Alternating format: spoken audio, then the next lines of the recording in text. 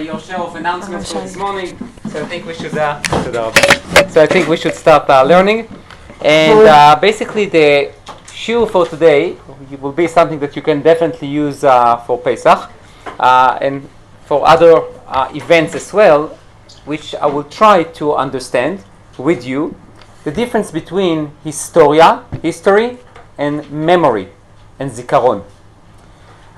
Many times we mentioned the idea of zikaron, zecher l'yetziat Mitzrayim, zecher l'maaseh bereshit. Obviously, every time we make kiddush, and the idea of zecher, to remember something, maaseh Amalek. We have shesh schirot that some people say every day about the manna, the lashon hara, Miriam, Yetziat Mitzrayim, Ma'amad Har Sinai, and so the idea of zikaron is something essential for Yahadut. There's no question.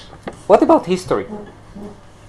We do have some kind of a pasuk that has something to do with history, which is Binu Shnot Dor Vador, which means look into, with insight, into the years of generations. But the word history, as we will see what it means, so we'll try to see what it does not mean, we will see that there might be some kind of a difference between history and zikaron and memory, and we will need to try to figure out A, what is the definition for each, and B, definitely what are the differences between them, and what do we need to do when we celebrate Leil Seder, when zikaron l'yetziat Mitzrayim. So Tzvi and I wrote a very interesting magazine. It ended obviously, but it's called Machshavot, Thoughts. You can find it online. I think most of the volumes are online until I think like 1980 something. And in every magazine, every alon, he wrote about, he writes about many different things. He interviews many very important and scholarly people. And then in one of them, בכתב עת מחשבות 36-37, that was in 1973, he spoke about history. And he says the following: במהותה של ההיסטוריה, the essence of history, this is source number one, אומר Reinhold Niebuhr was a Protestant priest who was also a philosopher or whatever. מצוי paradox, there is a paradox, okay. האדם הוא גם יוצרה וגם מוצרה של ההיסטוריה, which means there is some kind of a paradox because the person creates history, but he is also a product of history. טיעון זה, this claim, הוא רק אחד מיני רבים, it's only one claim out of many, המעמידים את מערכת היחסים שבין האדם להיסטוריה על בסיס מורכב ורב משמעי. This claim, among many other claims, basically presents some kind of a complicated reality for a person looking at history. Because if you the one to create it, and you are the product of it, it creates some kind of a multifaceted relationship between you and history. כי יצור בעל תודעה היסטורית, as a creature who have a mindfulness for history, meaning most of us, some of us don't, but most of us I think understand that there are generations before us and there will be generations after us. I'm not talking about people who think that history started with them. Okay, we know people like that, but we're not talking about them. We're talking about people with understanding and mindfulness that history was before them and probably it will continue after them. עד כמה שהדבר יישמע מוזר את קיומו ותכלית חייו. So a person tried to understand by using history, trying to understand his existence and the goal of his life. ההיסטוריה, אומר ההיסטוריון הנודע אדוארד הייקר, היא מאבקו הרצוף של האדם להבין באמצעות שכלו את סביבתו ולפעול עליה. So this famous historian says basically that history is this continued struggle of a person to try to cognitively understand its surrounding and to try to affect it, to influence it. קריאה בספרי ההיסטוריה, when you read history, היא בבחינת הצצה באלבום משפחתי. It's like glancing over what? A photo album, a family photo album. שאף בתצלומיה היותר קדומים, מגלה האדם משהו מזהותו. When you look at your old family photos, do you still have it? You don't have all everything on the phone, right? there is something into looking into photo albums, really. Not only for Shabbat. I don't know, there is something more than just looking and flip it, on the phone. Now I'm talking like an ancient person, but I like it, so I don't care. So when you look into these old photo albums, you gain something to your own identity. You look at your grandparents and say, you know what? I think the way my grandson smile is similar to what my great-grandfather, the way he used to smile, or whatever it is. Simple things that basically connects you to what? To history, but also explore something new for you today. ויש במציאת קווי דמיון אלה כדי להקנות לו תחושת מה של אחיזה בנצח. So when you look at the photo albums and when you look at history, you have a little bit of a sense of holding on to eternity. Because if it was in the past, you assume that when you will be a picture in that album, three generations from now, someone is going to look at you and will continue this chain. לפי שרציפותם והמשכיותם של דברי הימים, because the continuity of history, or the chronological, I would say the continuity of history, מעידים בו כי איננו פרט ביולוגי סתמי אלא חוליה בשרשרת. When you understand that you are just a link in a chain, and it doesn't end with you, so there is a sense of comfort. שאף כי רבבות מצויות כמותה, איתנותה של השרשרת תלויה בכל אחת מן החוליות הבודדות. So every link in the chain is significant and is important. You can't skip a link, and you understand that, but you are not the only link. So it's a humbling experience, but at the same time, it's a very empowering experience. אולם, אף כי חוליותיה גלויות, איש טרם פענח את הקוד הגנטי באמצעותו מתממשת ההיסטוריה. No one found until now, and I don't think anyone will be able to find it, the genetic code of history. How exactly it's come to being. And we will talk about it a little bit later because we will see a problem with defining history in few minutes. כיוון שכך, אין לנו אלא להסכים לדבריו של תומאס פרייס, להיסטוריה יש משמעות, history has meaning, אבל איש אינו יכול להבינה. But no one can understand it. Okay, heavy enough for 9:15 in the morning? Good. I think it's a lot to think about. But if I will try to sum it up so we can move on with the shiur, history definitely gives you a sense of an anchor. You know that you are not alone. You know that life does not end with you. You understand that you are a link in a chain. You understand that your link is important, but nevertheless there are many other links. It might be that you influenced just one little bit on something and others did much more. You try to understand from history how to dictate or how to plan the future, but many times you fail. Okay, so history on one hand can be a very scary thing. On the other hand, it can be an anchor for eternity. So that's the idea of history. When it comes to Yahadut, we have something interesting. ויאמר השם אל משה, that's in שמות פרק י"ז, י"ד, השם says to Moshe, כתוב זאת זיכרון בספר, ושים באוזני יהושע, כי מחו אמחה את זכר עמלק מתחת השמיים. So when it comes to Amalek, Hashem says to Moshe, you should write it in a sefer, but for what? For zikaron. It doesn't say for history. Now, I understand history is a word that was developed much later, but the idea is you should write it as a zikaron, and then vesim beoznei Yehoshua. What does it mean? Did you ask yourself this question? What does it mean vesim beoznei Yehoshua? And place it in Yehoshua's ears. Make sure he hears. Make sure he hears. So why do you need to write it in a book? Make sure he reads. Yeah.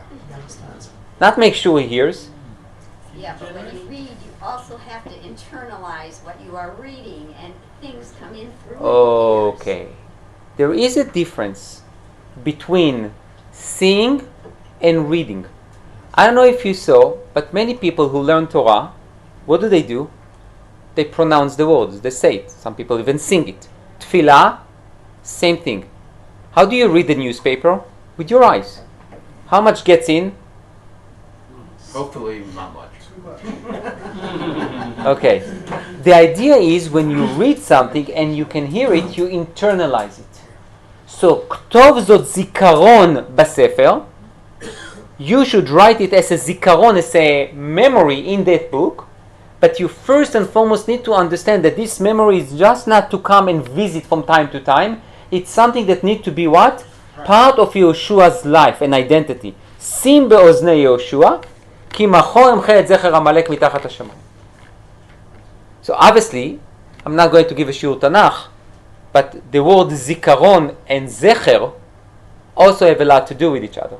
Which is zikaron b'sefer, and I will erase, or I will annihilate zecher Amalek. But let's leave that alone for maybe a different shiur. So this is the idea of zikaron. Zikaron means what? Something to live by, not only just to visit from time to time or to read in a book, but it's something that you internalize and it's part of your life. In Dvarim Perek Tzzayin, לא תאכל עליו חמץ שבעת ימים, very appropriate for our times. תאכל עליו מצות לחם עוני, שבעת ימים תאכל עליו מצות לחם עוני. You should not eat any חמץ, but you should eat מצות. כי בחיפזון יצאת מארץ מצרים, because you left Egypt with haste. למען תזכור את יום צאתך מארץ מצרים כל ימי חייך. So now what's the idea here? You need to do something and to refrain from something else. Meaning you need to have lo ta'aseh, a negative commandment, lo tochal chametz. You have a positive commandment which is matzot. And these two commandments basically needs to generate what? A zikaron. Which means a zikaron is not something that you read about. A zikaron is something that you create. Should rephrase it, recreate. By doing something that you did in Egypt, every generation, even now in 2024, we do it, and then it helps you to what? To remember. Meaning you need to do an action, you need to do something active in order to what? To regenerate and to renew this memory. And then, when it comes to the closest to history, in Dvarim Perek Lamed Bet, Zchor Yemot Olam, you shall remember the generations before you. Binu Shno Dor Vador, look with insight into every generation's era. Sh'al avicha ve'yagedcha zekenecha ve'yomulach. Ask your parents, ask your ancestors about what happened in the past, and they shall tell you. With all these zichronot, we have ktiva, we have writing, we have saying, we have doing, and we have asking. All of that relates to what? To zikaron, to memory. Okay. Now, turn to page 2, please. What does it mean, history? So, המונח היסטוריה, אומר פרופסור אברהם סולטמן, ראש המחלקה להיסטוריה כללית באוניברסיטת בר אילן. He used to be the head of the history department in בר אילן University. So says Professor אברהם סולטמן, הופיע לראשונה אצל הרודוטוס, הנחשב לאבי ההיסטוריה, ופירושה של מילה זו ביוונית, חקירה. History comes from a Greek word which means חקירה. What is חקירה? Investigation. An analysis. It's not only just to remember names, addresses, dates, and names of people and events, but rather חקירה, which similar to what? To what we saw with Dvarim, which is Zchor Yemot Olam, Binu. What is Binu? להתבונן, to look into it, really to look, to analyze it. Shno Dor Vador, and then Sh'al avicha ve'yagedcha zekenecha ve'yomru lach. Ask them. Okay. So, history, I would say it like that. In zikaron, in memory, we have a component of what? Of analysis. Looking deeply into an event. But zikaron is much greater than that. It's much larger than that. There is something that you need to do in order to what? To recreate the zikaron. The history is an analysis of an event, perhaps some kind of consequences or outcomes that comes out of that analysis, but that's it. It's more, I will call it cognitively, rather than Boker Tov, everyone. Experiential. Very good. So now, let's pause here, because this is something that I saw, and I really think this is incredible. This is in the same magazine, Machshavot.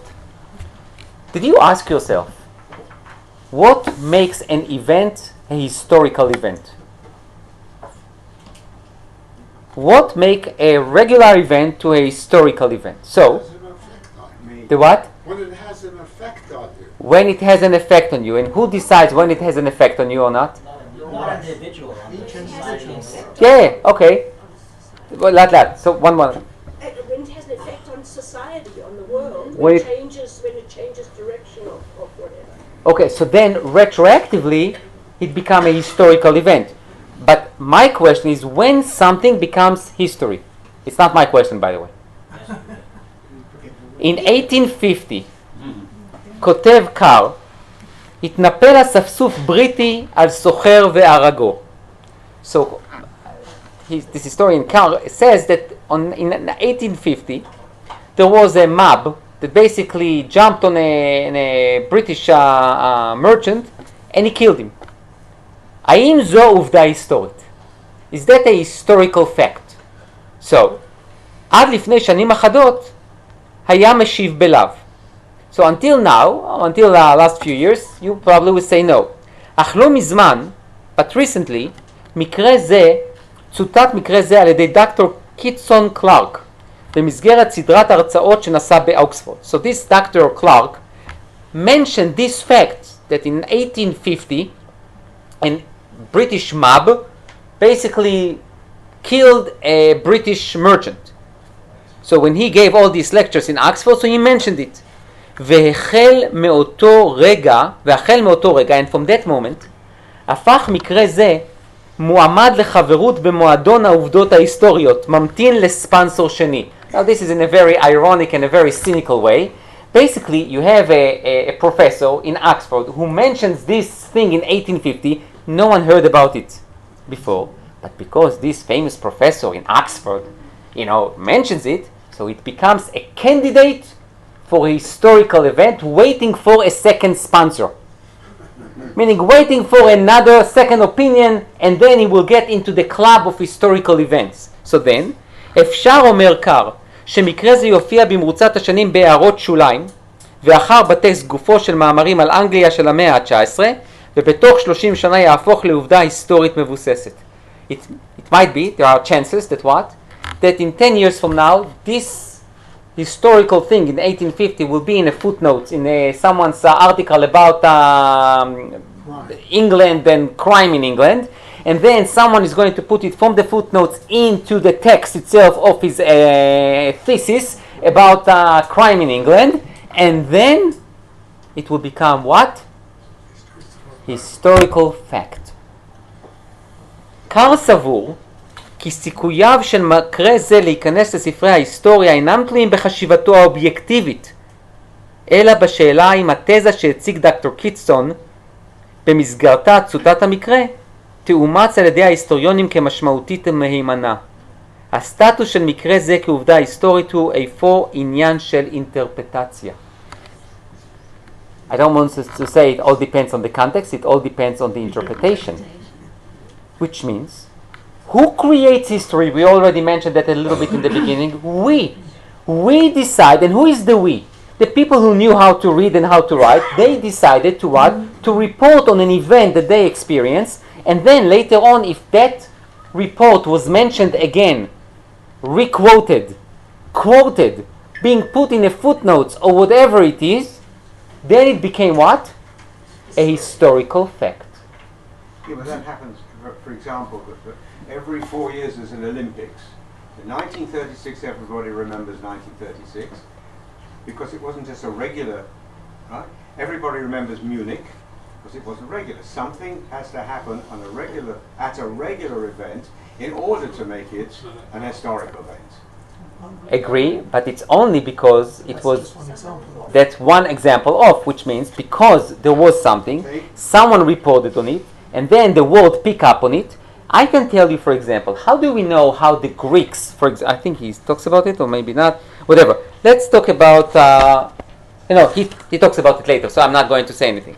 גישה ספקנית זאת, למעמדן האבסולוטי כביכול של העובדות ההיסטוריות, הביאה מן הסתם את קולינגווד לומר, שכל עובדה בעבר היא חסרת משמעות עד אשר מבין ההיסטוריון את המשמעות התמונה מאחוריה. Basically, he says something really interesting. We obviously now, what I did, and I did it purposely, Basically, now every historical fact, you need to be what? Safkan, which means you need to have a doubt. How exactly this historical fact became a historical fact? Basically, he wants to claim that everything that happened in the past, it's basically meaningless until I understand the meaning behind it. אמירה זו, שהיא מתונה לכל הדעות בהשוואה להצהרתו של קארל בייקר. קארל בייקר came with a different statement, something much more extreme. עובדות ההיסטוריה אינן קיימות לגבי ההיסטוריונים עד שהם מייצרים אותם. That's tough. Basically, even for historians, history is nothing until they decide that becomes history. It's a judgment. Interpretation. On more than that, of the effect of the event on society. That you are going stage 2. Stage 1 is bichlal to decide that there is any meaning in it in order to define it as a fact. Which means, for example, okay, I can look at an event that happened, that took place, and to totally ignore it. And therefore, let's say I'm very famous and I ignored it. It will mean what? That many people that will come after me will ignore it as well, and in 50 years it did not exist. That's the situation. Or the other way around. Or the other way around, exactly. Look at But I have only 2 years and 3 people are talking. I can hear 2 people at the same time, but not 3. Yes? That's the situation today. There are anti-Semitic events in the United States, here, there, different places. Now, we start paying attention to it, and it comes together, and we have a historic event in the making now, the United States becoming anti-Semitic. Okay, that's based on interpretation. Yes. Okay, that's the point. okay, hold on there. Relevant material. I don't care if they 1 year they like one kind of cookie, and the next year. All right, I agree. I understood what you said. Phil, yes. The fact will always exist. It's the relevance of the fact. Yeah. The fact that the mob beat this guy up, it's a fact. How do you know? Because the newspapers reported on that. How do they know? Can't believe all But if the you're going to get news to that say. point, if you get to that point in all of history, that anything that didn't occur to you, hit you over the head, is completely. Very good. That's exactly my point. It's not. I study history. This is exactly the point. This is exactly the point. You need to have, in order to believe that something was a historical fact, you need to have some kind of a emuna that it did happen, that it was not made up, and then B, there are many other things that happened. I assume that this mob, after he killed this merchant, probably went into a pub and didn't pay for his drinks. Okay? For example, now no one reported on it. Now, if you ask the owner of the pub, he will tell you that he lost $20,000, but no one reported on it, so therefore it what? It didn't exist, or it's not a historical fact. Okay, let's put it on the side. Yes, there was a... very much if you look at the current discussion about slavery, right? Slavery is a historical fact, but comes to be totally revised 250 years later as to what the actual historical fact was. Okay? By the way, you don't need to go too far. October 7th. Okay? Some people deny the fact that what? That it happened, or it happened to the extreme or to the circumstance we are describing. Now, how October 7th is going to be written in history? Time will tell. Depends who writes the history. That's exactly my point. Okay? עשויה להביא את האדם הרגיל במבוכה, שהרי מורגל הוא לזהות היסטוריה עם מדע, שיש מאחוריו קונצנזוס ברור, להבדיל מסיפורי מעשיות. I know what I said got all of you thinking and some of you upset. That's exactly the point. The point is we are so used to look at history as almost like science. Obviously it happened because it says in the history book, but no. The idea is, and that's the way we distinguish it cognitively from fairy tales. There is history, and then there is the Grimm brothers, okay? 2 different things. But now, אך במחשבה שנייה, יש בטענה זו כדי להפוך את ספר ההיסטוריה מאוסף של עובדות מתות, כמו רשימות המלאי של אחת מממלכות העבר, להוויה חיה המגלה לכל תקופה פנים חדשות. ולפיכך מאפשרת להווה להיות שותף פעיל ביצירתו הדינמית של העבר. So he says, However, Dafka, in the second thought, with the claim that what? That you are the one to quote unquote create and define history, you basically invite the present, the people in the present, to what? To be a full participant in not only defining history but also shaping the future. Especially if we say that historical events shape and influence society. ולפיכך, וכשמוסיפים להתעמק בכך, עשוי להתברר שבעצם אי אפשר לה להיות אחרת. שאם לא כן נהיה נתונים במצבו של הנבא דידי במחזהו של בקט מחכים לגודו, כשהוא מסכם את אירועי היום. So this is not a show, what do you call it? A play. Waiting for Gudo? Okay, so that's מחכים לגודו. So he says, מחר כשאתעורר, tomorrow when I will wake up, מה אומר על היום? What am I going to say about today? שאם ידידי אסטרוגון, במקום הזה, הדרדת החשיכה המתנתי לגודו, שפוצו עבר עם אדונו ודיבר אלינו, ייתכן במקום זאת איזו אמת תהיה בכך. Basically, it's in a very philosophical 2 lines. He basically says, when I will wake up tomorrow, what am I going to say about yesterday, which is today? He's thinking about today from the future, how he's going to look at it, what? Retroactively on yesterday. So basically, we definitely have an issue of how you define history and how you're going to look at history from the day after. Okay. דוגמה דומה מביא פרופסור סולטמן, so another example and a very similar example. Professor Saltman, who was the head of the history department in בר אילן, he says, על ימי הביניים, talks about the Middle Ages. מקובל שתקופה זאת הצטיינה בדתיות יתרה ובהתעניינות מוגברת בכל הקשור לענייני הכנסייה. He says, everyone, when you talk about the Middle Ages, one of the first things that comes to mind is what? Religion and church. Religion and church, right? The Middle Ages were filled with what? With the church control and all of it. He says, מניין לנו שאומנם כן? How do we know that? So what do you say? What do you mean, how do we know that? Everyone who took History 101 understand that the Middle Ages was something that the church controlled, and even through שאלות ותשובות, through responsa from our sources, we see that the church is very controlling. He says, ייתכן, אומר פרופסור סולטמן, שהייתה זו דווקא תקופה חילונית. He says, who knows, maybe it was nothing to do with religion. אולם, כל יהודי כתוב אז נמנו עם אנשי הכנסייה, ועל כן המקורות שלנו מאותה תקופה מצטיינים ברגש דתי חזק. The only ones who knew how to write at the Middle Ages were whom? The priests. So therefore they wrote a priestly books, which basically defined the history as a religious era in the Middle Ages. But who said so? Maybe most of the people were what? Were secular. How do we know? Now I understand you can basically destabilize almost everything we think is correct. But we cannot not think about it because it makes us uncomfortable. Okay? When we talk about history, we just need to know that who wrote it. Okay? If you read Josephus Flavius, okay, on the Maccabees and what happens in in the time of the Romans, you get one perspective, but you cannot not ask yourself who wrote it and who paid him to write it. Okay? So, if you want to believe only Josephus Flavius, bevakasha, so you'll have one aspect of what happened there. But you need to look at other places. By the way, I would say the same thing. If you think only the Talmud can tell you what exactly happened in history, A, you don't understand the Talmud, that's not his goal. It's not to teach you history. And B, the history that is in the Talmud, it's obviously... What do they say? The what?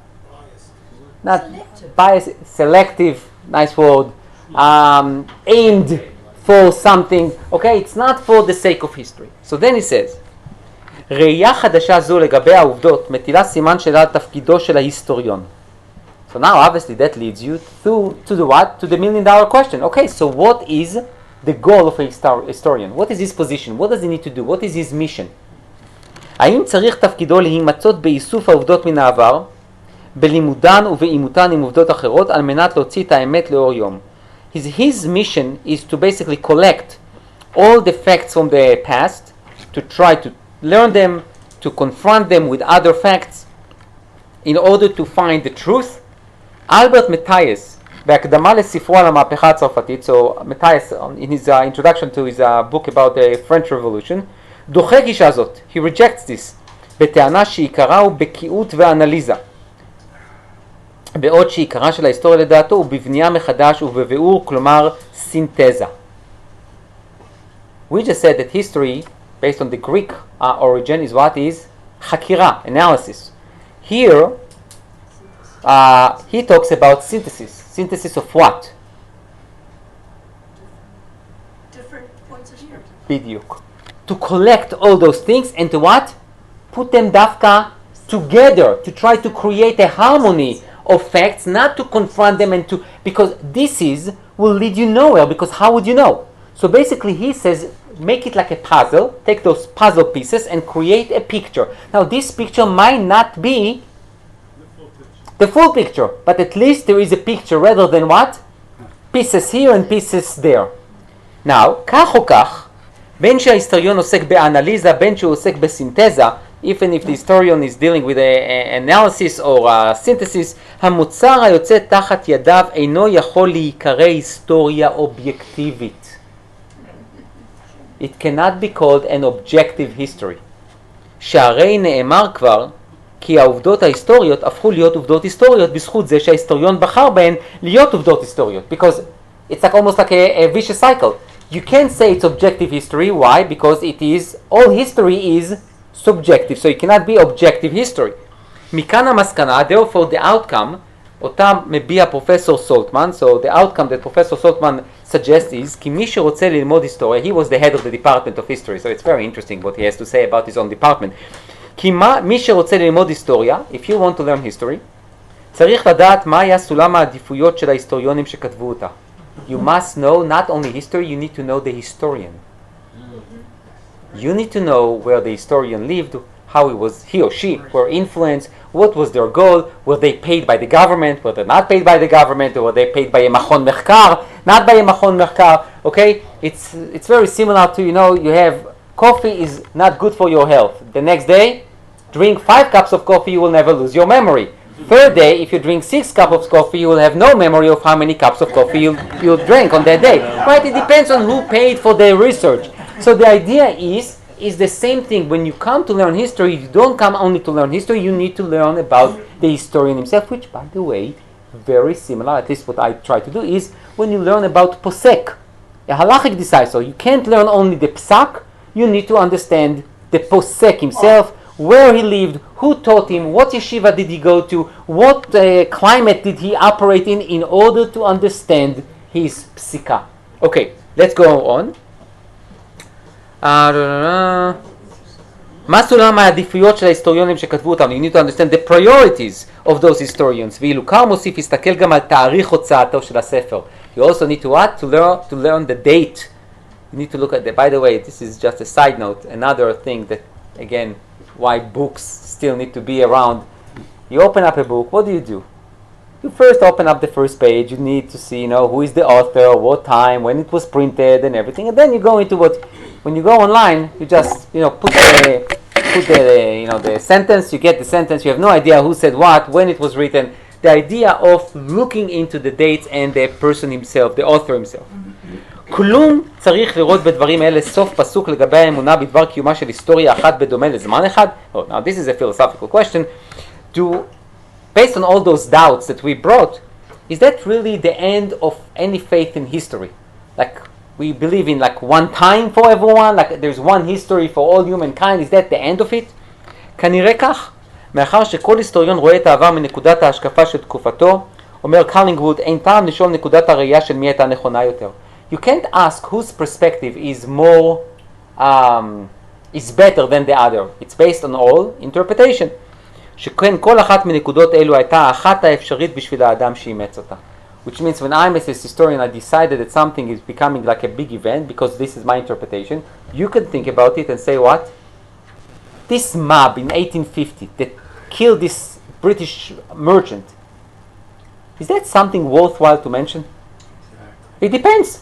According to some, they saw that a mob attacking a British merchant and the police didn't do a thing, that means what? That the government collapsed and the kingdom is about to be bankrupt, and crime in London is going to be terrible for years to come, and the fact that the mob took the law into their hands means that they don't care about anyone. This is my interpretation. I can look at that and say, mob, what do you expect of them? Bunch of drunk people. Okay, and it happens to be that this merchant didn't like him, so they killed him. Nothing against the government, nothing worthwhile to mention. And you know what? This mob killed someone else in 1823. Nothing to mention. So that's why he says it depends on your perspective. Okay, enough with history for now. Let's talk about. It's just like reading a newspaper. Yes. It used to be that some people like to report on facts.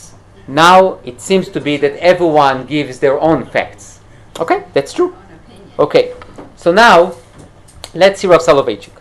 Rav Soloveitchik says the following: Hashem endowed man with time awareness, the ability to sense and feel time and existential stream of selfhood. The time awareness has three basic component parts. First, retrospection. Without memory, there is no time. Second, the time experience includes exploration of things yet unborn and events not yet in existence. Third is appreciation of the present moment as one's most precious possession. No one is worthy of time awareness if retrospection is foreign to him. If he is incapable of reliving, recovering, and reproducing past experiences. Past events which are not re-experienced belong not to history, but to archaeology. Archaeology involves past events that occurred once upon a time, disappeared, and while they may be reproduced by memory, are not alive anymore. Memory is not just a storehouse for latent impressions. There is also the living memory which reproduces and re-experiences the past. Beautiful. What does it mean? What is memory? Zikaron. Dynamic living. Dynamic living. Re-experiencing the past events. Now, when I say re-experiencing, what does that mean? Before the what? John? Making them alive again. Making them alive again. How? By reliving. By reliving them, by doing them. Yes. You have to, as you're thinking about it, you're reliving it, you have to realize the moral applications to your current life. Okay. It's all about morality. It's all about Morality. morality. Okay. Influence your behavior. I can't hear. Influence your behavior. Influence your behavior. Okay. Now, what will be the difference between memory and history based on Rav Soloveitchik? Survivors. Survivors? He said. Because One's written we down. have now a case, Hamas versus us. If you look at the life, and we don't know what the future holds. We know that the past tells us, and that's why it tells us to remember Hamas. We don't have to really remember, they remind us. Okay, but just so hold on. So in terms of definition, what would be the difference? It applies to you. Memory applies to you, to affects your life at the moment. History does not. It doesn't matter to me about the mob. It doesn't change my life. Okay. So it needs to change your life, but there is one more component. You add your experience to that memory. When we remember now, for example, Amalek, or when we will sit on Leila Seder, if there is no deal and there is no whatever, when we sit on Leila Seder and we will talk about Yetziah me'avdut lecherut u'mishi'abud legeula, you want to tell me that you are not going to think about the hostages? This is a new component into an experience that happened in your memory, that you have in your memory, but when you're going to reproduce it and to regenerate it and to renew it, when you sit at Leila Seder, you're going to add what? A component to it. Now, Be'ezrat Hashem, they will come back. And next year, Be'ezrat Hashem, when we will celebrate Pesach, בירושלים, בעיר הקודש, בבית המקדש הבנוי, we will remember that Pesach, and we will rejoice in an additional way. Meaning the idea of zikaron, unlike history, which is an A. B, there is one more thing. History, as we mentioned before, was determined by humans. We, because our faith in the Torah, those memories that we need to remember were divine. It's not based on interpretation of people, of events. We believe that all the events that are in the Torah are divine, are true. It's not about maybe or interpretation. It's about that's what happened exactly, and that's what we need to remember. So now let's go to, yes? Memory will die with the person unless that person has projected this memory to others, and therefore it eventually becomes history. So that's moving from memory to history. I think it will become eternity. Okay. Less than here. I think it becomes eternity. That's How more, about- that's more It's- than history. Yeah. Yes. In the last few days in Bava Mitzvah on Daf Yomi, we've been talking about hostages, what to do about the property of hostages, whether they're alive or dead. Before in previous cycles, it was just interesting. Now it is, we're living it. It's applicable. Right. Yeah, that's true. Okay. Now, Rambam in Hilchot Shabbat. מצוות עשה מן התורה לקדש את יום השבת. There is a commandment, a positive commandment from the Torah to sanctify the Shabbat בדברים, with words, שנאמר זכור את יום השבת לקדשו. You shall remember the Shabbat in order to sanctify it. כלומר, זוכרהו. You should remember the Shabbat. So how do you remember the Shabbat? זכירת שבח וקידוש. You need to make kiddush. When you make kiddush, you fulfill the zachor. When you refrain from melachot, prohibited the work, so you are obviously fulfilling what? The shamor. But the zachor, how do you fulfill zachor? By reciting those words of kiddush. וצריך לזוכר בכניסתו ויציאתו, okay, בכניסתו בקידוש, ביציאתו בהבדלה. So you start with kiddush and you end with הבדלה. But the idea is what? You need to what? To say it. You need to relive it. When you say during kiddush, זכר למעשה בראשית וזכר ליציאת מצרים, a commemoration to the creation and commemoration for יציאת מצרים, you need to what? You look at this cup of wine, you look at the Shabbat, and you need to understand Shabbat basically acts in almost like two positions. One is, this is the seventh day of creation, which when Hashem rested, and that gives it the sanctity of Kedusha, of Menucha, and at the same time it also shows that what Hashem did not only create the world, He can manage the world. He can basically change the nature, which was done by Hashem during יציאת מצרים. לא תאכל עליו חמץ, 7 ימים תאכל עליו מצות לחם עוני, כי בחיפזון יצאת ממצרים, למען תזכור, so you shall remember יום צאתך מארץ מצרים כל ימי חייך. says Rashi, what does it mean למען תזכור?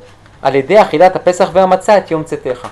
By eating, by doing something, it's not only by reading. You need to do something active. And by the way, this is very interesting, the Agada says, בשעה שמצה ומרור מונחים לפניך. You need to say the Agada when the matzah and the maror are in front of you. Why? Because you want to show it. We are not talking about hypothetical theories.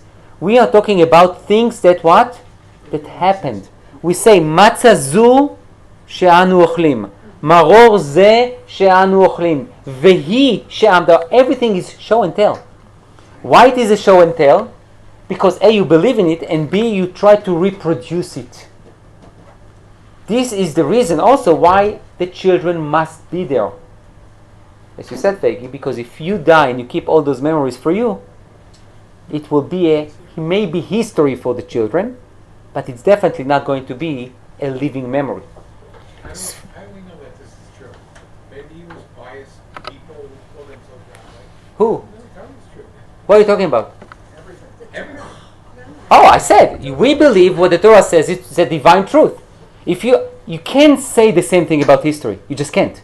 That's what I'm saying. You can argue with me to say, I don't believe in God and I don't believe in the divinity of the Torah. So then we can't really have a conversation. Because you have your opinion, and then, therefore, the Torah can be exactly like other parts of history. But no one can say that history is divine. I can say that the Torah is divine. That will be a question of emunah. But no one here can claim that history is divine. Meaning that facts of history that we know are divine. It's definitely based on historians. Okay. Says the Sforno, למען תזכור את יום צאתך מארץ מצרים כל ימי חייך.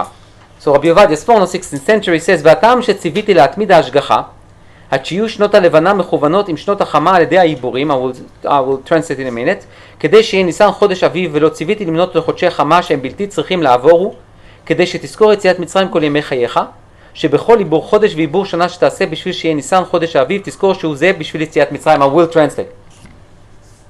חודש ניסן, it's called חודש האביב, the month of the spring, right, the spring month. Okay.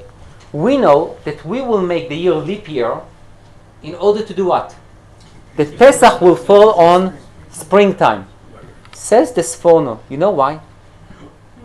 Because everything that you do, all the cycles of the years and all the leap year and everything is for what?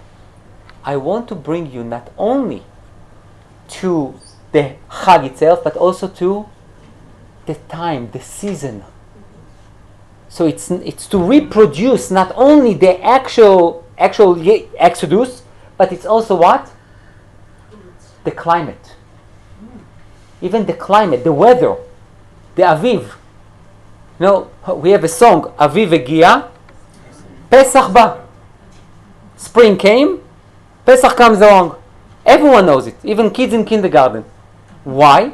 Because the idea is that there is something in the Aviv, which is springtime when things start flourishing, there is hope. It also have what? Something to do with Yetziat Mitzrayim.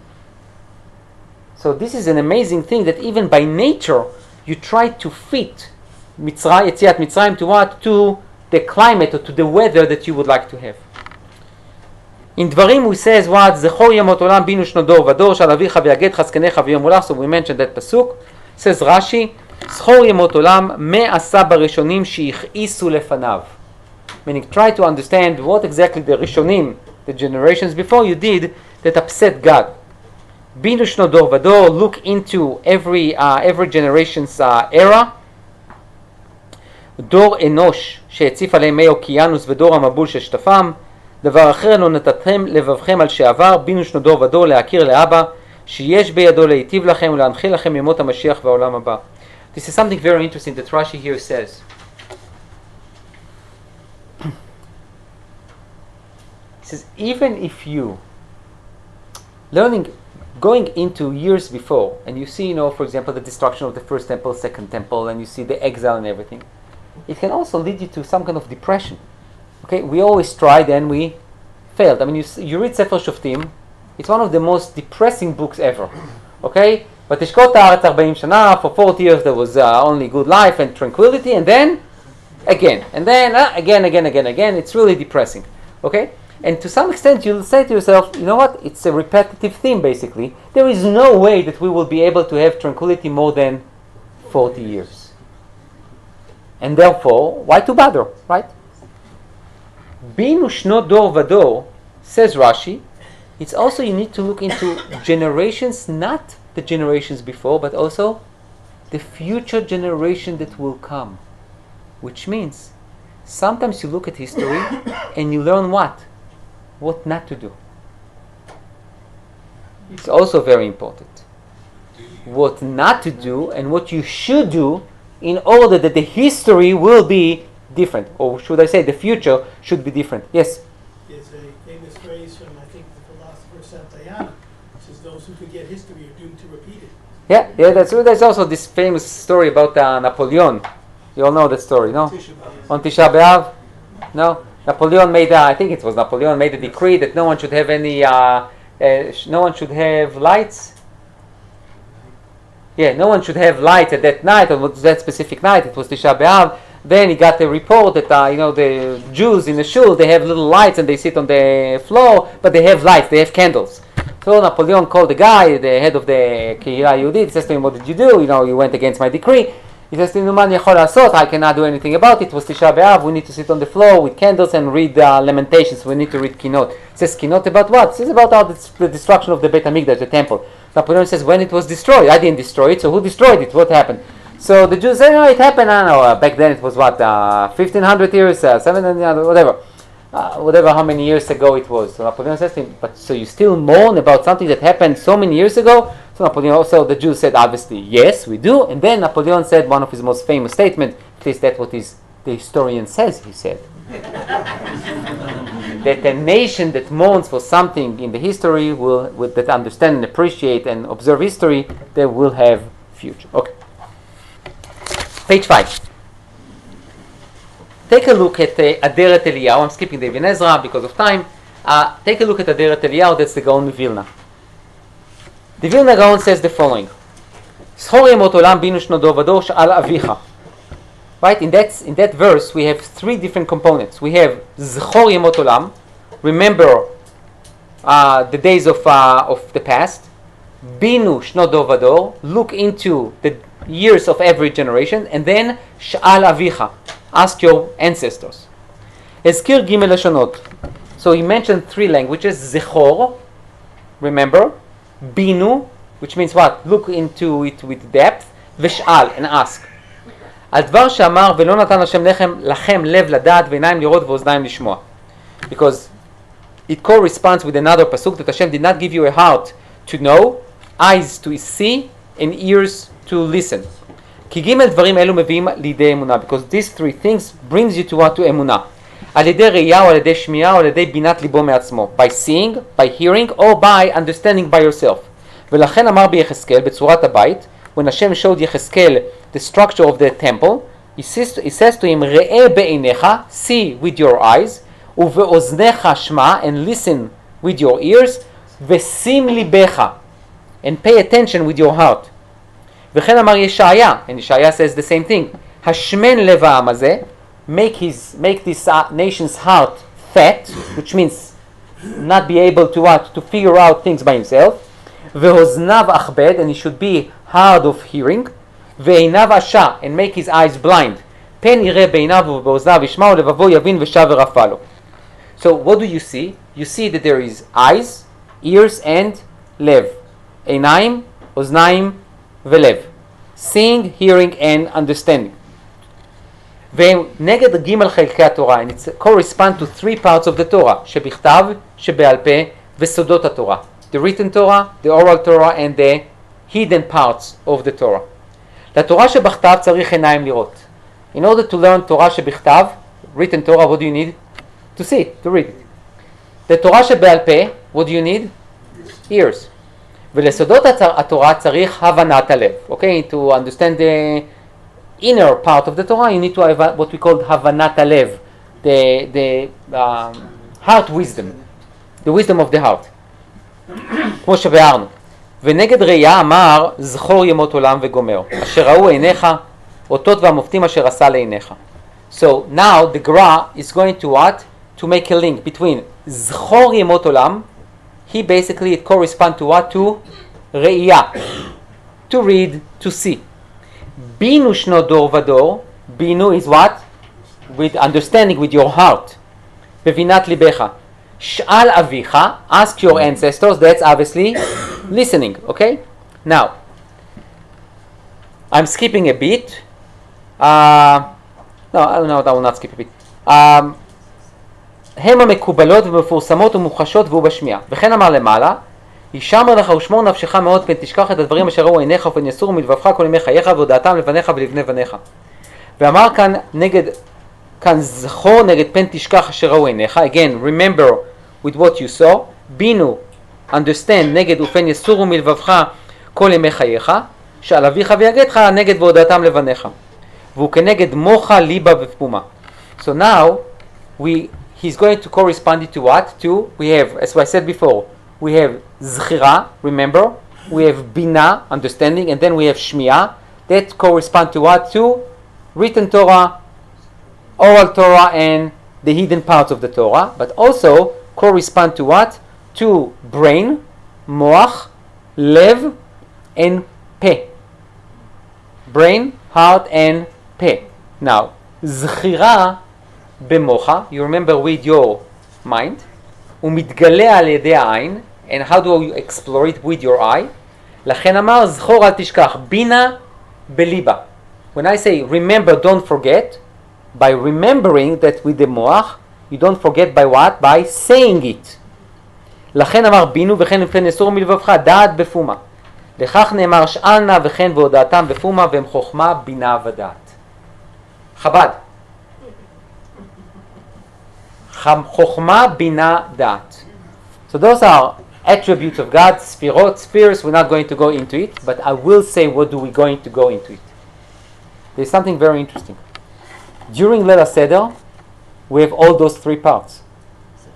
We definitely have Bepuma, V'higadeta Levincha. You use your what? Your mouth. You have Zchira. And what else do you have? You have Shmiya. You have all three components that comprise Zchira during Leil HaSeder. And it also the Moach, Lev, Ve'peh.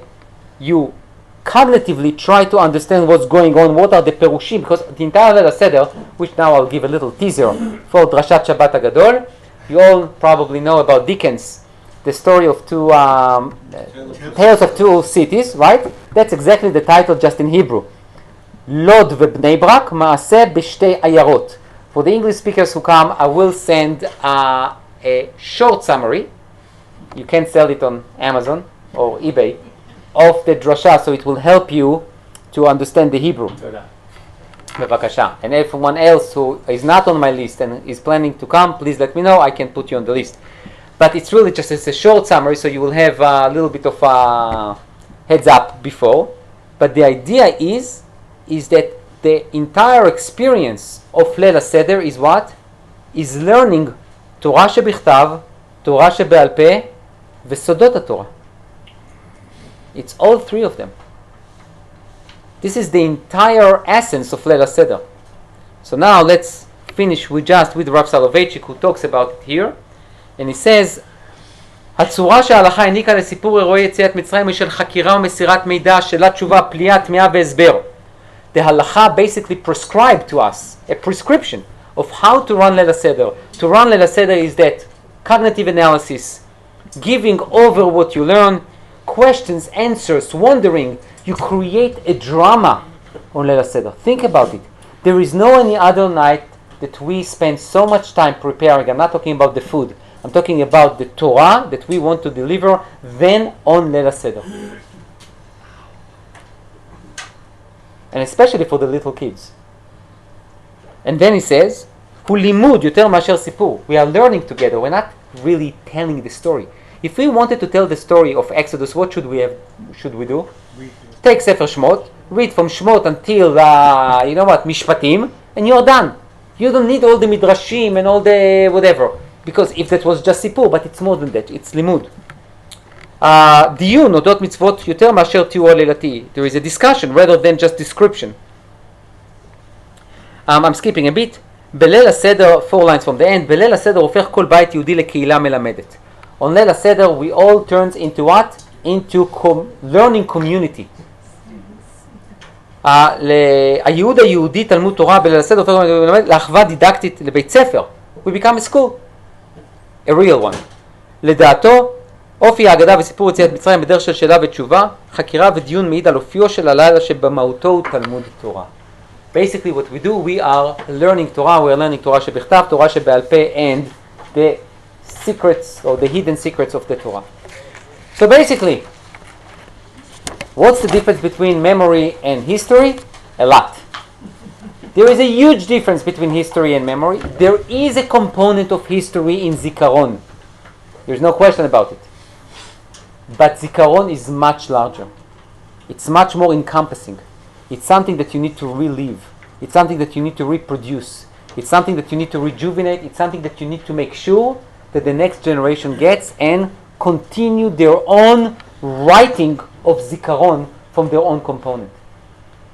I cannot add to the fact that the historians said that in 1850 a mob killed this British merchant. I can't add anything from now. I can add interpretations. I can maybe add some insights, tovanot, to it. But I can't add anything. Can't add my own experience. Now, Zikaron demands of us to do what? חייב אדם להראות את עצמו, the language of the Rambam, כאילו הוא יצא ממצרים. You need to show yourself. It's not only to teach others, you yourself need to go through a transformation that you become part of the Zikaron and not just a piece in the museum. That's it.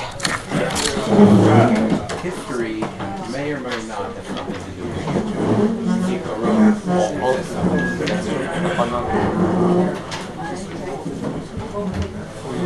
section. History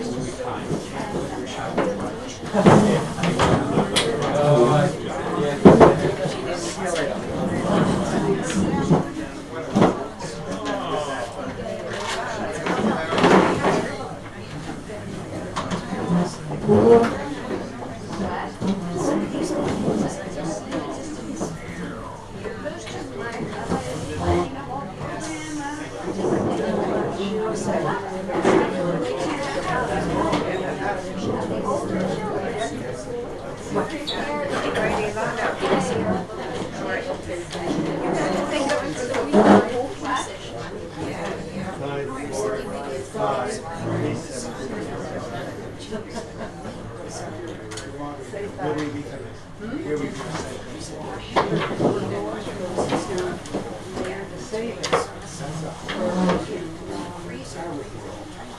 Freezer.